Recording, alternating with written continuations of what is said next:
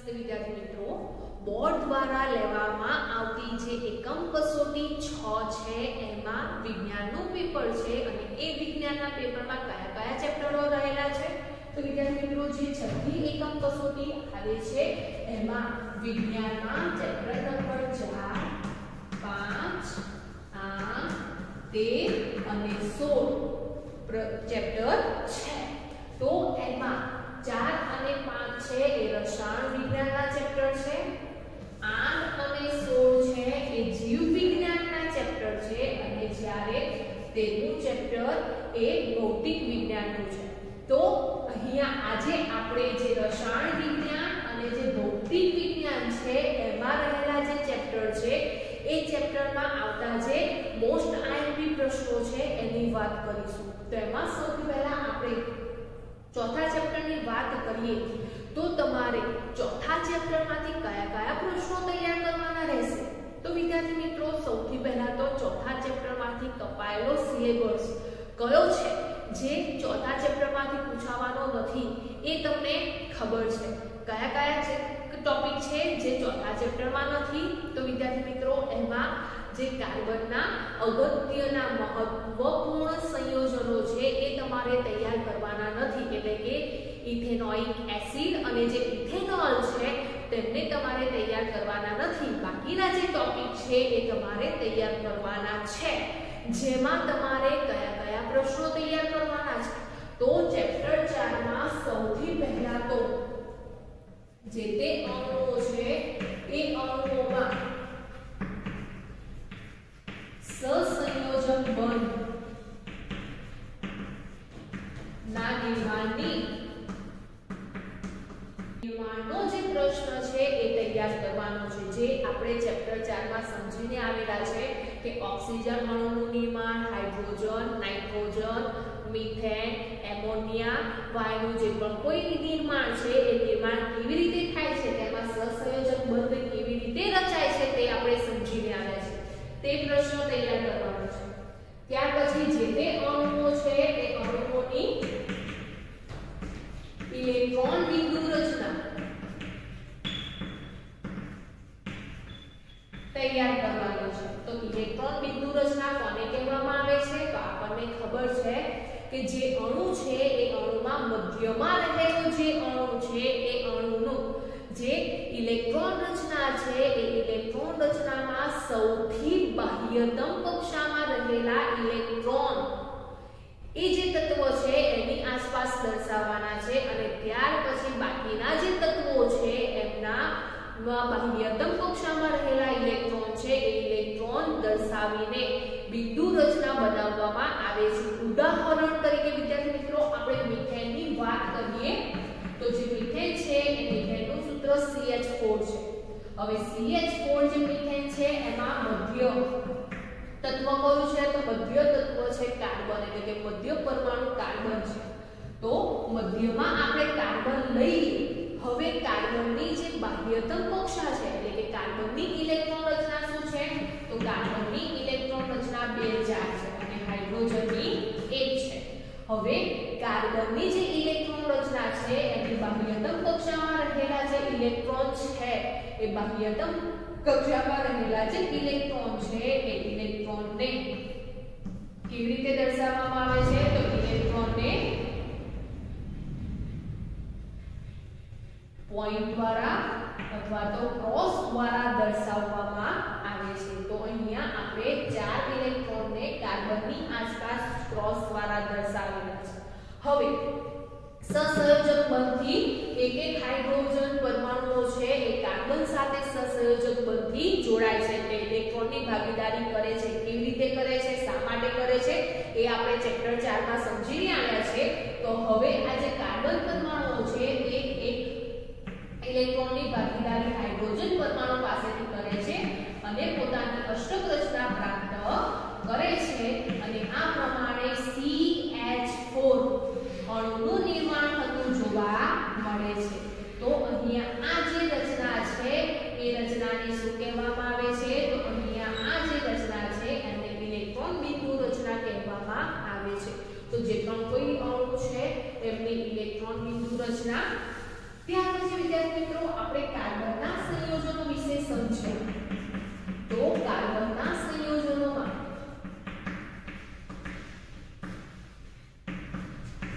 બે સંયોજનો સમજ્યા. એક હાઇડ્રોકાર્બન સંયોજનો અને બીજું ક્રિયાશીલ સંયોજનો. બંને કાર્બનના સંયોજનો વિશે સમજ્યા.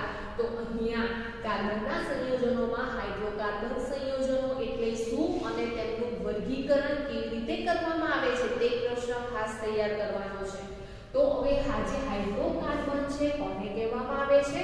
તો જે સંયોજનોમાં હાઇડ્રોજન અને કાર્બન પરમાણુઓ જોવા મળે છે તેવા સંયોજનોને હાઇડ્રોકાર્બન સંયોજનો કહેવામાં આવે છે. એટલે કે એવા સંયોજનોમાં ફક્ત હાઇડ્રોજન અને કાર્બન જ પરમાણુઓ જોવા મળે છે. હવે વિદ્યાર્થી મિત્રો એ જે હાઇડ્રોકાર્બન સંયોજનો છે તેમનું વર્ગીકરણ કેવી રીતે કરવામાં આવ્યું છે? તો તેમનું વર્ગીકરણ બે પ્રકારે કરવામાં આવ્યું છે. અને કયા બે પ્રકારે કરવામાં આવેલું છે? તો કાર્બન કાર્બન પરમાણુઓ વચ્ચે સહસંયોજક બંધ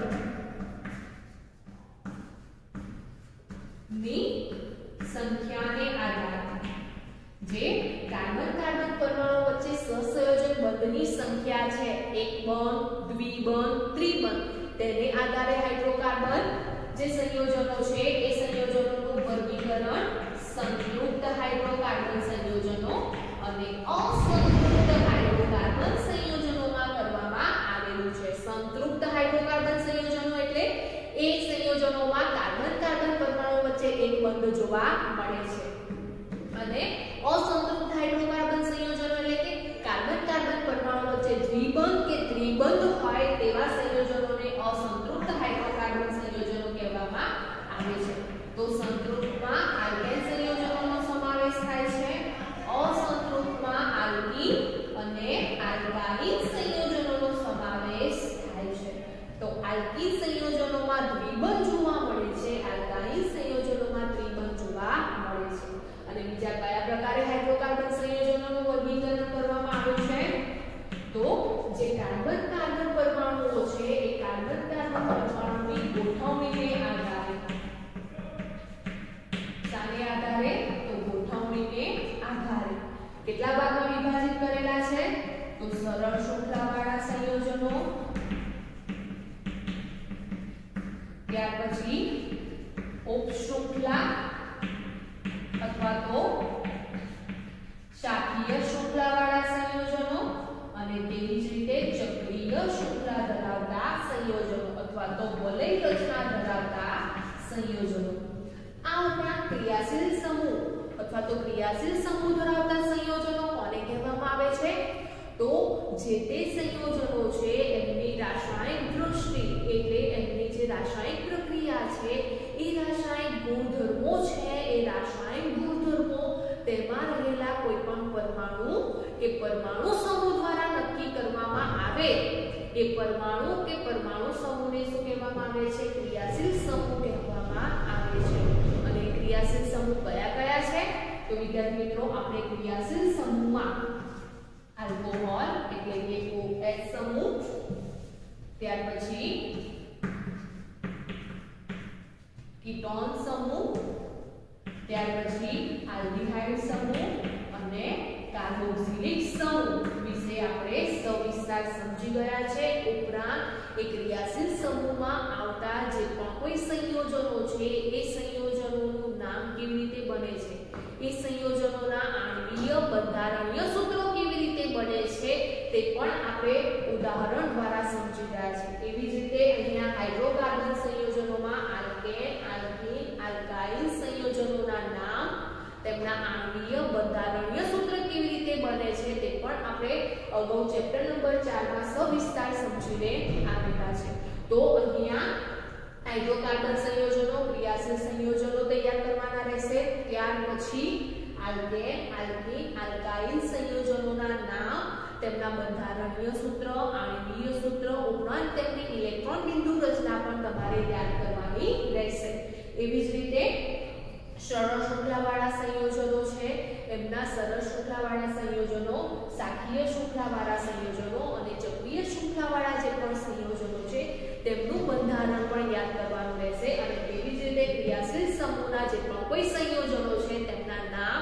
તેમના આણ્વીય સૂત્રો, તેમના બંધારણીય સૂત્ર પણ તૈયાર કરવાના રહેશે. આ ઉપરાંત વિદ્યાર્થી મિત્રો પછી નવો પ્રશ્ન છે સમઘટકો. કોને કહેવામાં આવે છે? ઉદાહરણ આપી સમજાવો અથવા તો બ્યુટેનના અને પેન્ટેનના સમઘટકો પૂછવામાં આવે છે તે પણ પ્રશ્ન તમારે તૈયાર કરવાનો રહેશે. ત્યાર પછી વિદ્યાર્થી મિત્રો સમાનધર્મી શ્રેણી કોને કહેવામાં આવે છે અને તેની લાક્ષણિકતાઓ કઈ કઈ છે તે એક પ્રશ્ન ખાસ તમારે તૈયાર કરવાનો રહેશે. અને છેલ્લે મોસ્ટ આઈએમપી પ્રશ્ન છે સામૂહિક ક્રિયાવિધિ અથવા તો જે પ્રક્ષાલકો છે એ પ્રક્ષાલકોની ક્રિયાવિધિ આકૃતિ દોરી સમજાવવાની, એટલે કે જે સામૂહિક ક્રિયાવિધિ છે એમાં જે મિસેલની રચના આવે છે એ મિસેલની રચના તમારે તૈયાર કરવાની રહેશે. તો ચેપ્ટર નંબર 4 માંથી આટલા મોસ્ટ આઈએમપી પ્રશ્નો તમારે તૈયાર કરવાના રહેશે. ઉપરાંત કાર્બન છે એ કાર્બનનો સ્વભાવ કેવો જોવા મળે છે એ પણ તમારે તૈયાર કરવાનો રહેશે. હવે વિદ્યાર્થી મિત્રો આપણે પાંચમા ચેપ્ટરની વાત કરીએ તો પાંચમા ચેપ્ટરમાંથી કયા કયા પ્રશ્નો તમારે તૈયાર કરવાના રહેશે? તો એકમ કસોટી 6 માટે ચેપ્ટર નંબર 5 માંથી તમારે ડોબરેનની ત્રિપુટી, ડોબરેનની ત્રિપુટીનો જે નિયમ છે એ ત્રિપુટીનો નિયમ તૈયાર કરવાનો રહેશે. ઉપરાંત તેની જે મર્યાદાઓ છે એ મર્યાદાઓ પણ તૈયાર કરવાની રહેશે. તેવી જ રીતે ન્યુલેન્ડનો અષ્ટકનો જે નિયમ છે એ અષ્ટકનો નિયમ પણ તૈયાર કરવાનો, સાથે સાથે તેની મર્યાદાઓ પણ તૈયાર કરવાની. ત્યાર પછી મેન્ડેલિફે નો જે આવર્તનો નિયમ છે એ મેન્ડેલિફનો આવર્ત નિયમ તૈયાર કરવાનો. ઉપરાંત એ મેન્ડેલિફના આવર્ત નિયમમાં જોવા મળતી જે વિસંગતતાઓ છે એ વિસંગતતાઓ અને જે મર્યાદાઓ છે એ મર્યાદા અને ફાયદા તૈયાર કરવાના. તેવી જ રીતે આધુનિક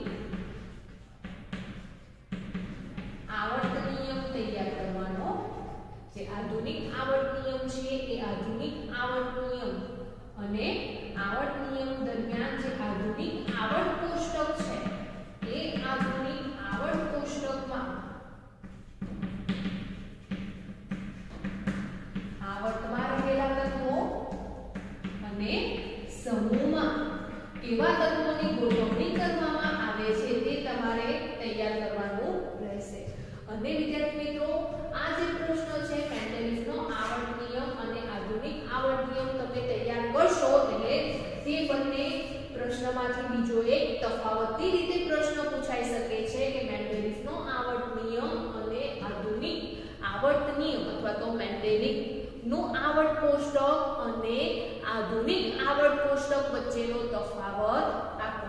તો જે મોટા પ્રશ્નો છે એ મોટા પ્રશ્નોમાંથી તમારે ડોબરેનની ત્રિપુટીનો નિયમ, ન્યુલેન્ડનો અષ્ટકનો નિયમ અને તફાવતમાં મેન્ડેલિફનું આવર્ત કોષ્ટક અને આધુનિક આવર્ત કોષ્ટક તફાવતની રીતે તૈયાર કરવાના રહેશે. ઉપરાંત જે તમે તૈયાર કરો છો તેમાંથી નાના પ્રશ્નો પણ પૂછાઈ શકે છે, તેમાંથી આવી શકે છે. અને જે તમે આધુનિક આવર્ત કોષ્ટક તૈયાર કરો છો એ આધુનિક આવર્ત કોષ્ટકમાં આવર્તમાં તત્વોનું ગોઠવણી કેવી રીતે કરવામાં આવે છે, સમૂહમાં કયા કયા તત્વો લેવામાં આવે છે તે તમારે ખાસ તૈયાર કરવાનું રહેશે. હવે વિદ્યાર્થી મિત્રો આપણે 13મા ચેપ્ટરની વાત કરીએ તો 13મા ચેપ્ટરમાં તમારે કયા કયા પ્રશ્નો તૈયાર કરવાના છે? તો ખાસ ચોથું અને પાંચમું ચેપ્ટર છે એ અગાઉ આપણે સવિસ્તાર સમજી ગયા છે. આ જે 13મું ચેપ્ટર છે એ 13મું ચેપ્ટર આપણે આપણી જે બીજી પરીક્ષા છે એ બીજી પરીક્ષા પછી સવિસ્તાર સમજીશું. પરંતુ અત્યારે જે એકમ કસોટી 6 છે એ એકમ કસોટી 6 માં તમારે કયા કયા પ્રશ્નો તૈયાર કરવાના રહેશે? તો એમાં સૌથી પહેલા છે ચુંબકીય ક્ષેત્ર રેખાની લાક્ષણિકતા. ચુંબકીય ક્ષેત્ર રેખાઓની લાક્ષણિકતા।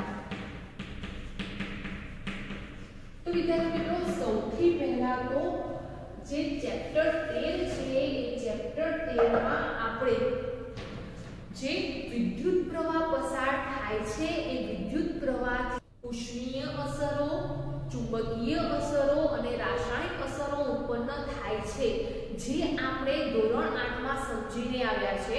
તો વિદ્યુત પ્રવાહથી જે ચુંબકીય અસરો જોવા મળે છે તેના વિશે આપણે આ પાઠમાં સમજવાનું છે। તો સૌથી પહેલા તો વિદ્યાર્થી મિત્રો ચુંબક વિશે તમે બધા જ જાણીતા છો અને વિદ્યુત પ્રવાહ કોને કહેવામાં આવે છે તે પણ આપણે ચેપ્ટર નંબર 12 માં સમજીને આવ્યા છે। તો આપણે સૌથી પહેલા ચુંબકની વાત કરીએ તો ચુંબક તમે બધાએ જોયેલો છે અને આપણે ગજિયા ચુંબકની વાત કરીએ તો અહીંયા ગજિયો ચુંબક છે એ ગજિયા ચુંબકમાં કયા ધ્રુવ જોવા મળે છે? તો આપણને ખબર છે કે જે પણ કોઈ ચુંબક જોવા મળે છે એ ચુંબકમાં બે ધ્રુવ જોવા મળે છે। કેટલા ધ્રુવ જોવા મળે છે? બે ધ્રુવ જોવા મળે છે।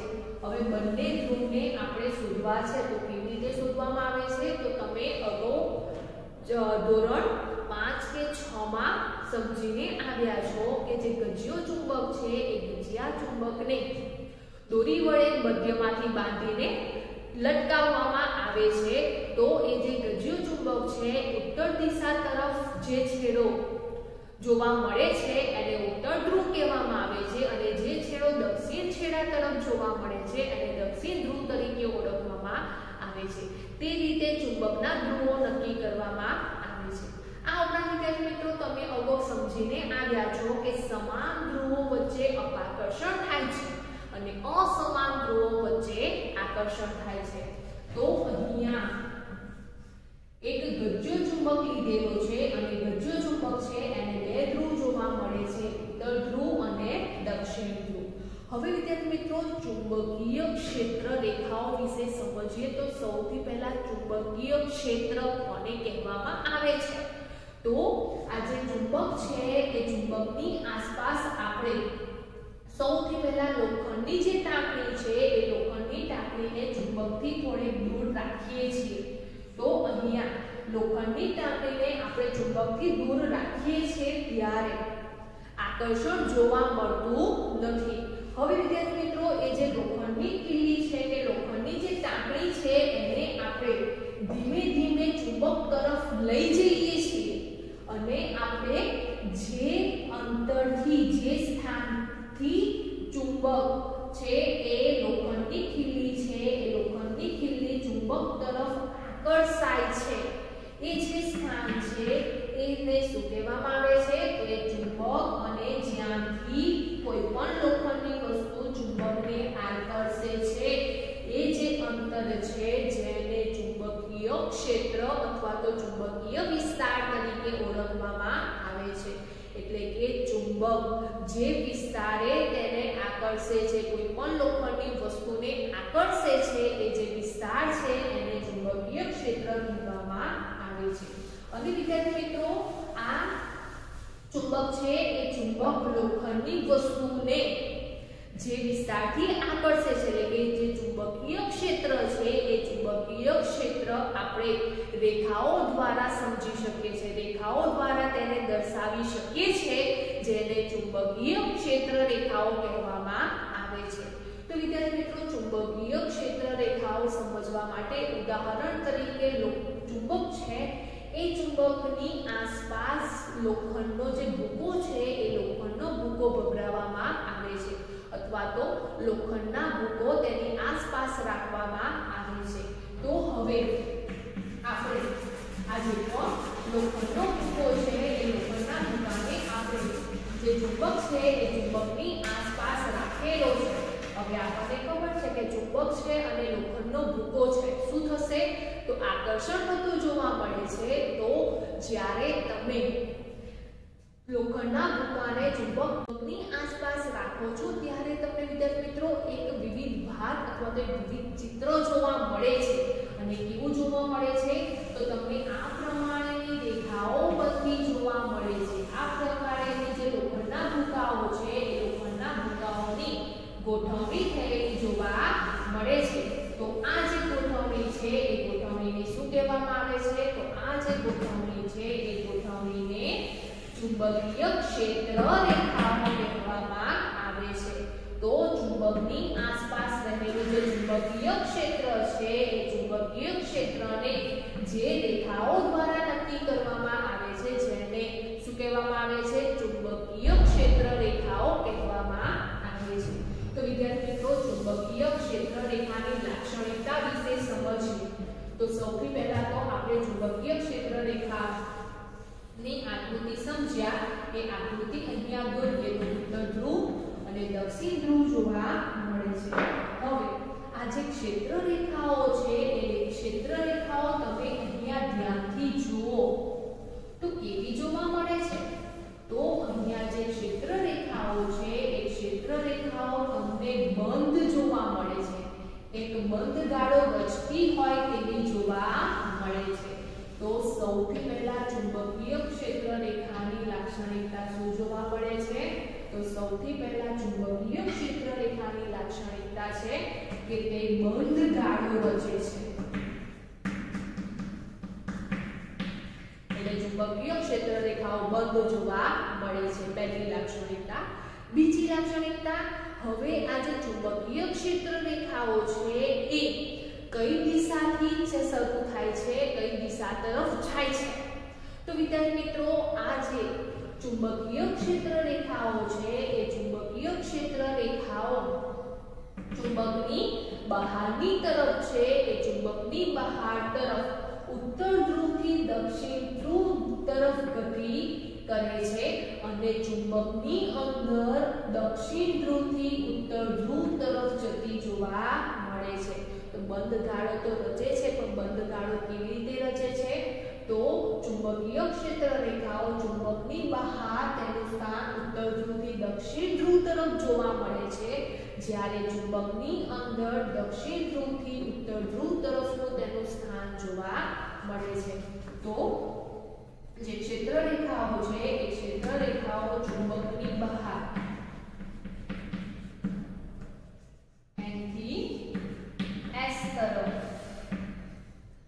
અને ચુંબકની અંદર S થી N તરફ ગતિ કરે છે.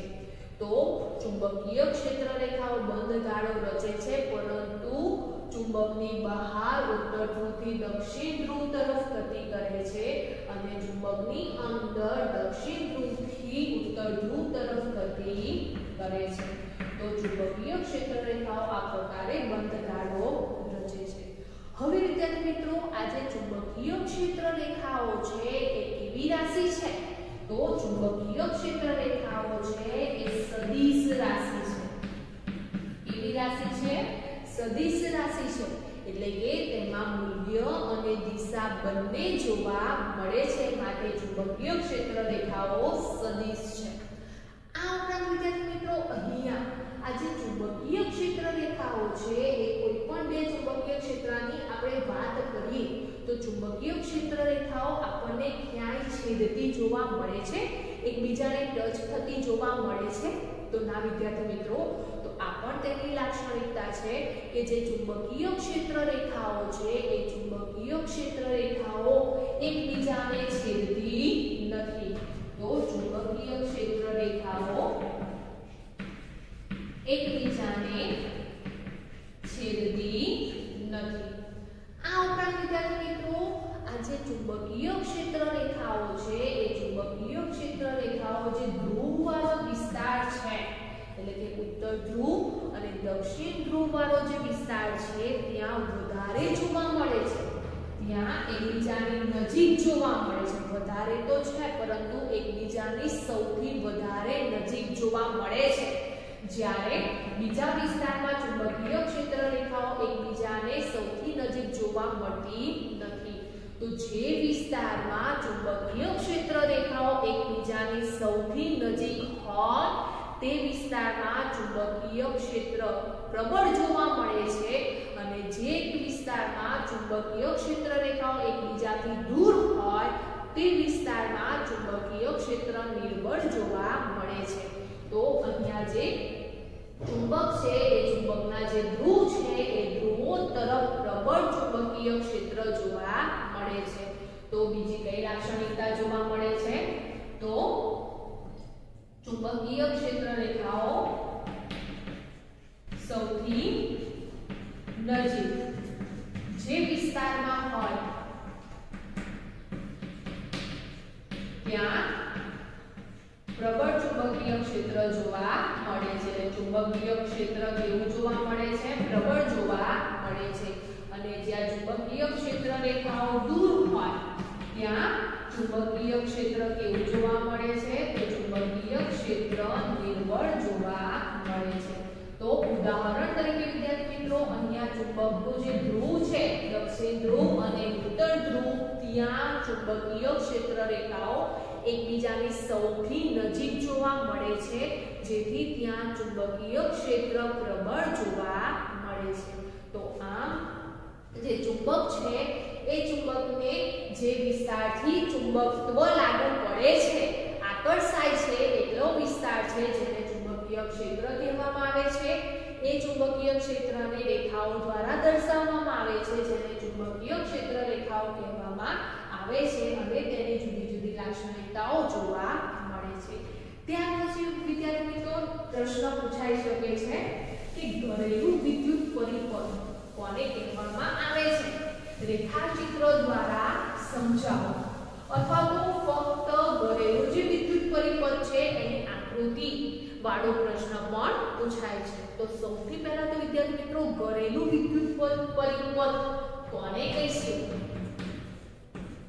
ઘરેલું વિદ્યુત પરિપથ કોને કહીશું? તો આપણને ખબર છે કે આપણા ઘરમાં વિદ્યુતનું જોડાણ કેવી રીતે થાય છે, જે વાયરોનું જોડાણ છે કેવી રીતે થાય છે, એ જે પરિપથ છે એને શું કહેવામાં આવે છે? તો એને ઘરેલું વિદ્યુત પરિપથ કહેવામાં આવે છે। તો તમને ખબર છે આપણા ઘરમાં વાયરોનું જોડાણ કેવી રીતે થયેલું હોય છે? તો વિદ્યાર્થી મિત્રો સૌથી પહેલા તો આપણને ખબર છે કે જે વીજળી છે જે વિદ્યુત છે એ ક્યાં ઉત્પન્ન થાય છે? તો થર્મલ પાવર સ્ટેશનમાં વિદ્યુત ઉત્પન્ન કરવામાં આવે છે। હવે થર્મલ પાવર સ્ટેશનમાં વિદ્યુત ઉત્પન્ન થાય છે। હવે ઉત્પન્ન થયેલો જે વિદ્યુત છે એ વિદ્યુતને જુદા જુદા શહેરો કે જુદા જુદા ગામોમાં કેવી રીતે પહોંચાડવામાં આવે છે? તો મોટા વાયરો દ્વારા વિદ્યુતને જુદા જુદા શહેરો કે જુદા જુદા ગામોમાં પહોંચાડવામાં આવે છે અને વાયરો દ્વારા જે તે ઘર સુધી વિદ્યુત પહોંચાડવામાં આવે છે। તો વિદ્યાર્થી મિત્રો સૌથી પહેલા થર્મલ પાવર સ્ટેશન છે એ થર્મલ પાવર સ્ટેશનથી વાયર મારફતે, હવે જે વાયર છે એ વાયર જમીનની અંદરથી અથવા તો થાંભલા ઉપરથી વાયરોને જુદા જુદા શહેરો કે ગામો તરફ લઈ જવામાં આવે છે। ત્યારબાદ વિદ્યાર્થી મિત્રો ગામમાં અથવા તો શહેરમાં પહોંચાડ્યા પછી એ જે પણ કોઈ વિદ્યુત છે એ વિદ્યુતને વાયર મારફતે ગામમાં કે શહેરમાં રહેલી જે જુદા જુદી સોસાયટીઓ છે, જુદા જુદા જે વિભાગો છે ત્યાં સુધી પહોંચાડવામાં આવે છે અને સોસાયટીમાં રહેલા જે તે ઘરો છે એ ઘરો સુધી વાયરો મારફતે વિદ્યુતને પહોંચાડવામાં આવે છે। તો તમે વિદ્યાર્થી મિત્રો તમારા સોસાયટીની આસપાસ એક મોટું વિદ્યુતનું મીટર જોયું હશે, વિદ્યુત બોર્ડ જોયું હશે। તો એ જે છે જેને શું કહેવામાં આવે છે? જેને ડીપી તરીકે ઓળખવામાં આવે છે। તો એ જે વિદ્યુત મીટર છે એ તમારા સોસાયટીની બહાર જોવા મળે છે। એ મીટરમાંથી તમારી સોસાયટીમાં રહેલા જે તે ઘર છે એ ઘર સુધી વાયરો મારફતે વિદ્યુતને ત્યાંથી તમારા ઘર સુધી પહોંચાડવામાં આવે છે। હવે સૌથી પહેલા સોસાયટીની બહાર જે મેઇન વિદ્યુત મીટર છે એ મેઇન વિદ્યુત મીટરમાંથી વાયરનું જોડાણ આપણા ઘરનું જે વિદ્યુત મીટર છે એટલે કે આપણા ઘરનું જે મીટર છે એ મીટર સુધી થયેલું જોવા મળે છે। હવે વિદ્યાર્થી મિત્રો એ જે વાયરોનું જોડાણ છે એ વાયરોના જોડાણમાં કયા રંગના વાયરો જોવા મળે છે? તો તેમાં બે રંગના વાયર જોવા મળે છે। એક છે જે તાર છે એ તાર ઉપર તમને લાલ રંગનો અવાહક પડ જોવા મળે છે। આપણને ખબર છે કે વિદ્યુત પ્રવાહ છે એ વિદ્યુત પ્રવાહ પસાર કરવા માટે તાંબાના તારનો ઉપયોગ થાય છે, પરંતુ આપણે તાંબાના તાર તારને જ્યારે વિદ્યુત પ્રવાહ પસાર થતો હોય અને સ્પર્શ કરીએ તો આપણને કરંટ લાગે છે. તો એ તારમાં આપણને કરંટ ન લાગે તે માટે તેની ઉપર અવાહક પડ રબરનું લગાવવામાં આવે છે અને એ રબરનું અવાહક પડ જુદા જુદા રંગનું લગાવવામાં આવે છે. તો વિદ્યાર્થી મિત્રો, જે લાઈવ વાયર છે, જીવંત વાયર છે, એની ઉપર લાલ રંગનું અવાહક પડ લગાડવામાં આવે છે. તો લાલ રંગનું જે અવાહક પડ ધરાવતો જે વાયર છે એને શું કહેવામાં આવે છે? લાઈવ વાયર તરીકે ઓળખવામાં આવે છે. અને બીજો એક કાળા રંગનો અવાહક પડ જોવા મળે છે. એ કાળા રંગનો જે અવાહક પડ છે જેને શું કહેવામાં આવે છે? તો તે વાયરને ન્યુટ્રલ વાયર તરીકે ઓળખવામાં આવે છે. તો જે વાયરો છે એ વાયરોમાં આપણને બે રંગના વાયરોનું જોડાણ જોવા મળે છે, લાલ રંગનો વાયર અને કાળા રંગનો વાયર. લાલ રંગનો વાયર છે એને લાઈવ વાયર કહેવામાં આવે છે, કાળા રંગના વાયરને ન્યુટ્રલ વાયર તરીકે ઓળખવામાં આવે છે.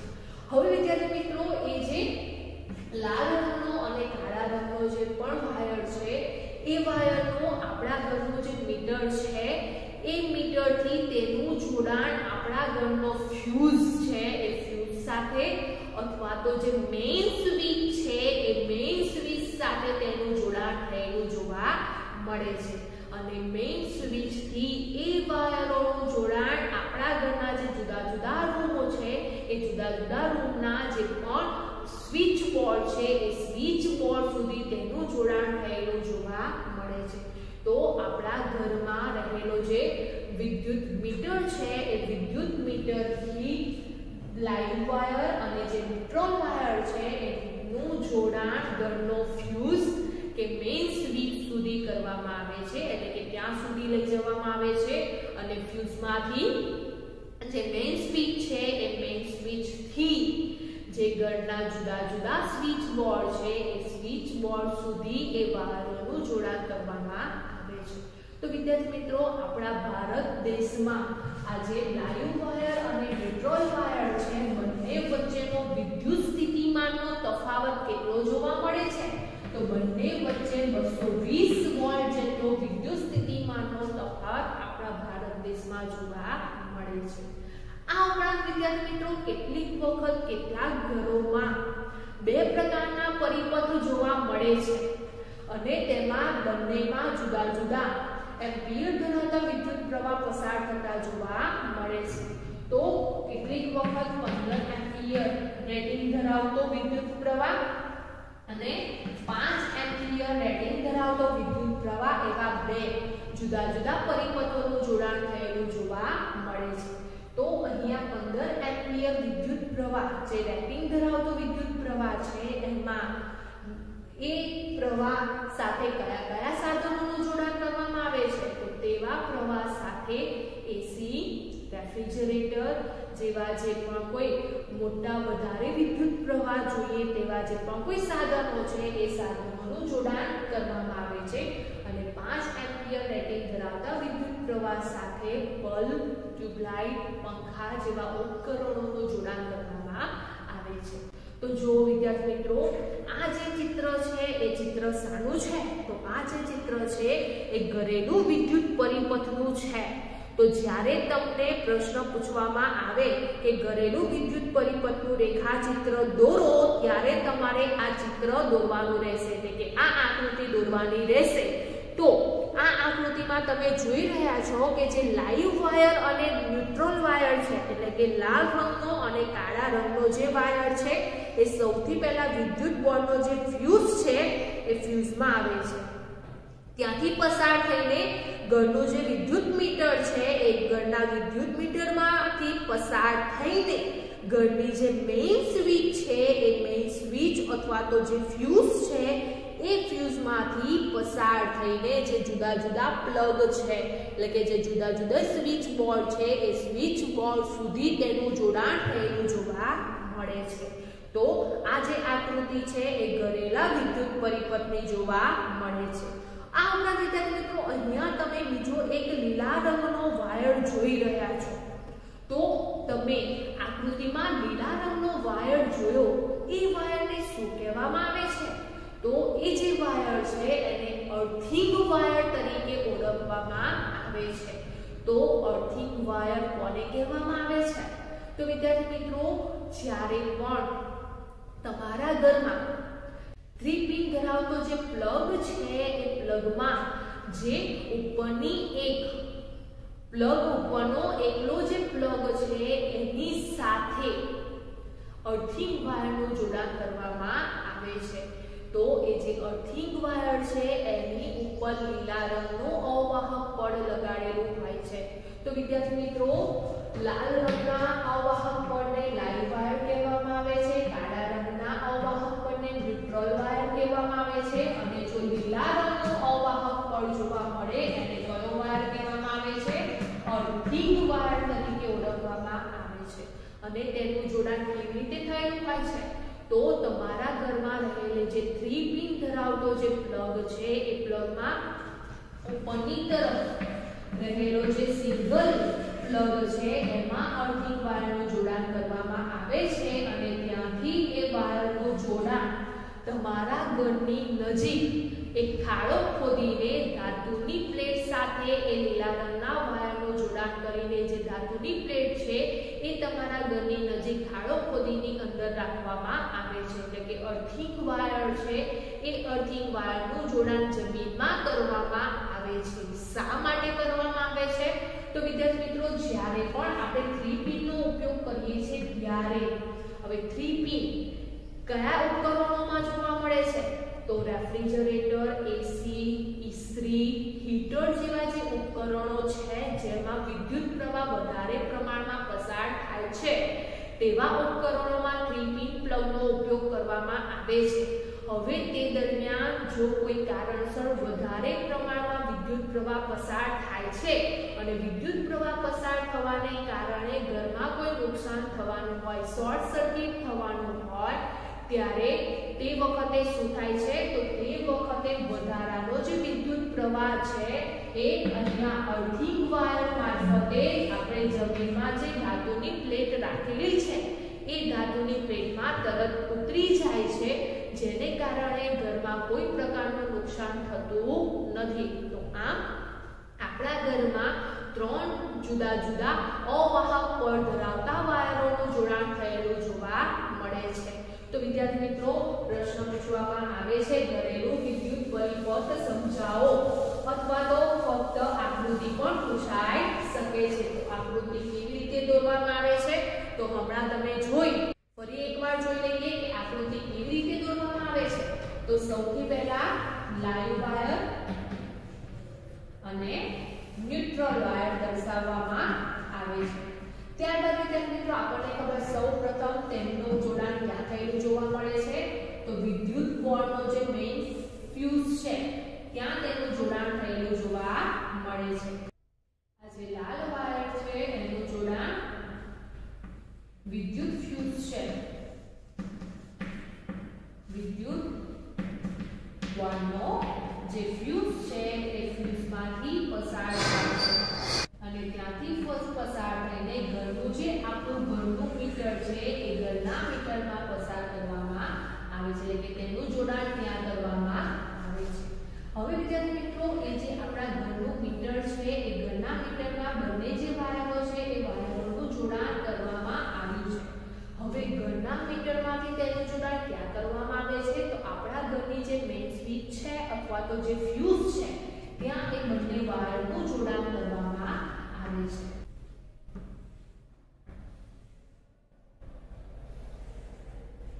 તો અહીંયા આપણે એક મેઇન સ્વિચ દોરી,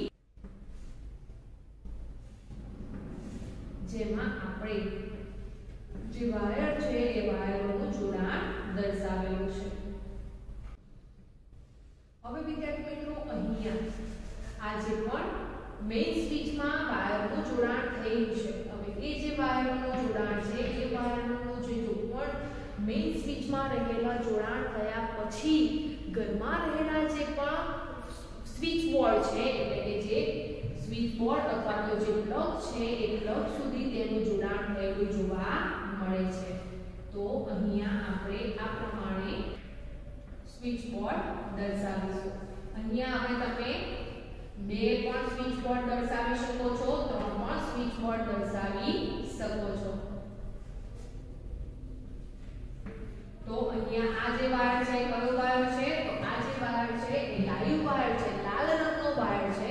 જ્યારે આ જે વાયર છે એ કેવો વાયર છે? તો આ જે વાયર છે એ કાળા રંગનો વાયર છે, ન્યુટ્રલ વાયર છે. આ ઉપરાંત વિદ્યાર્થી મિત્રો જ્યારે પણ જોડાણ કરવામાં આવે છે ત્યારે અહીંયા જે લાઈવ વાયર અને ન્યુટ્રલ વાયર છે એ લાઈવ અને ન્યુટ્રલ વાયર ક્યારે એકબીજા સાથે ભેગા ન થાય તેની કાળજી લેવામાં આવે છે. તેના માટે અવાહક બળ લગાડવામાં આવે છે. અને આ ઉપરાંત અહીંયા જે મેઇન સ્વિચ છે એટલે કે જે સ્વિચ બોર્ડ છે એ સ્વિચ બોર્ડમાં જ્યાં પણ 3 પિન જોવા મળે છે એ 3 પિનનો જે જોડાણ છે એ 3 પિનનું જોડાણ આની સાથે કરેલું છે. તો 3 પિન સાથે બીજા એક વાયરનું જોડાણ કરવામાં આવે છે અને એ વાયરને શું કહેવામાં આવે છે? તો એ જે વાયર છે એ વાયરને અર્થિંગ વાયર તરીકે ઓળખવામાં આવે છે. તો આ કયો વાયર છે? તો આ છે અર્થિંગ વાયર. તો આપણા ઘરમાં આ પ્રમાણેનો વિદ્યુત પરિપથ જોવા મળે છે. તો વિદ્યાર્થી મિત્રો જ્યારે પણ તમને પ્રશ્ન પૂછવામાં આવે ત્યારે તમે ઘરેલું વિદ્યુત પરિપથ આ રીતે દર્શાવી શકો છો. હવે વિદ્યાર્થી મિત્રો તમને એવો પ્રશ્ન પૂછવામાં આવે કે ઘરેલું વિદ્યુત પરિપથમાં કઈ કઈ સાવચેતીઓ રાખવામાં આવે છે? તો વિદ્યાર્થી મિત્રો આપણને ખબર છે કે ક્યારે પણ ભીના હાથે અથવા તો ભીનું પોઈન્ટર્યું હોય ત્યારે ક્યારે પણ જે તે વિદ્યુતથી ચાલતા સાધનો છે તેમને અથવા તો સ્વિચ બોર્ડને અડવું જોઈએ નહીં. ત્યારબાદ વિદ્યાર્થી મિત્રો કોઈ કારણોસર લાઈવ વાયર અને જે ન્યુટ્રલ વાયર છે એમના અવાહક પડ નીકળી ગયેલા છે, તો જો એમના અવાહક પડ નીકળી ગયેલા હોય તો ફરીથી તેમની ઉપર સેલો ટેપ લગાવવામાં આવે છે, એટલે કે બીજા કેટલા અવાહક પડ લગાડવામાં આવે છે. શા માટે? તો આપણને ખબર છે કે જો કોઈ કારણસર લાઈવ વાયર અને ન્યુટ્રલ વાયર ભેગા થાય છે ત્યારે શોર્ટ સર્કિટ થવાનો ભય રહે છે.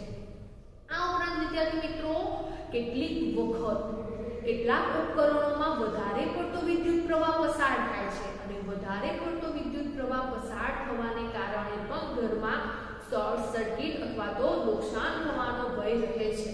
તો જે વધારે પડતો વિદ્યુત પ્રવાહ પસાર થાય એને ઓવરલોડિંગ તરીકે ઓળખવામાં આવે છે અને ઓવરલોડિંગને ઘટાડવા માટે, ઓવરલોડિંગને નિવારવા માટે ઘરમાં મેઇન સ્વિચ અથવા તો ફ્યુઝની રચના થયેલી જોવા મળે છે. તો જ્યારે ઘરમાં વધારે પ્રમાણમાં વિદ્યુત પ્રવાહ પસાર થાય છે ત્યારે ઘરમાં રહેલી જે મેઇન સ્વિચ છે એ ઓટોમેટિક બંધ થયેલી જોવા મળે છે. તો શા માટે મેઇન સ્વિચ ઓટોમેટિક બંધ થઈ જાય છે? તો ઘરમાં વિદ્યુત પ્રવાહ વધારે પ્રમાણમાં પસાર થવાને કારણે કોઈ પ્રકારનું નુકસાન ન થાય તે માટે સ્વિચ ઓટોમેટિક બંધ થઈ જાય છે. ઉપરાંત જો ફ્યુઝની રચના હોય છે તો ફ્યુઝમાં રહેલો જે તાર છે એ તાર ધીમે ધીમે પીગળી જાય છે, ઓગળી જાય છે, જેને કારણે ઘરમાં રહેલો જે પણ કોઈ વિદ્યુત પરિપથ છે એ વિદ્યુત પરિપથ બંધ થઈ જતો જોવા મળે છે, જેને કારણે ઘરમાં કોઈ પ્રકારનું નુકસાન થતું નથી. તો વિદ્યાર્થી મિત્રો આપણે કઈ કઈ સાવચેતી રાખવી જોઈએ? તો સૌથી પહેલા ભીના હાથે અથવા તો ભીનું ભોંયતળિયું હોય ત્યારે સ્વિચ બોર્ડને અડવું જોઈએ નહીં.